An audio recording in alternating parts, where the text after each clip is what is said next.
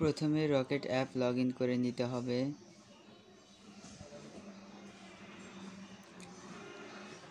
এরপর নিচের দিকে আসতে হবে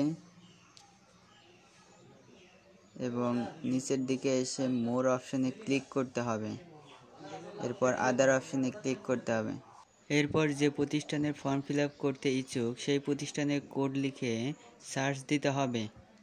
যেমন আমি একটা কোড লিখলাম, এটা টাঙ্গাইল পলিটেকনিক ইনস্টিটিউটের কোড।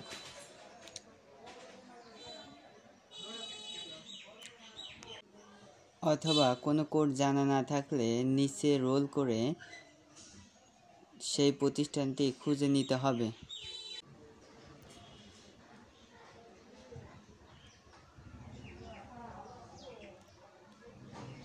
অথবা আপনার প্রতিষ্ঠানটির নাম লিখে সার্চ দিতে হবে।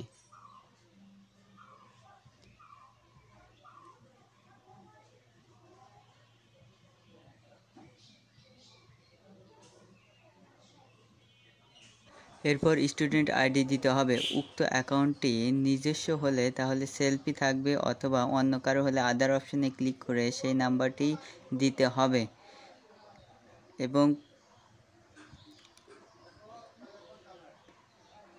ভ্যালিডিটি ক্লিক করার পর স্টুডেন্টের নাম শো করবে। নাম ঠিক থাকলে ওকে বাটনে ক্লিক করে পিন নাম্বার দিয়ে চাপ দিয়ে ধরে রাখতে হবে।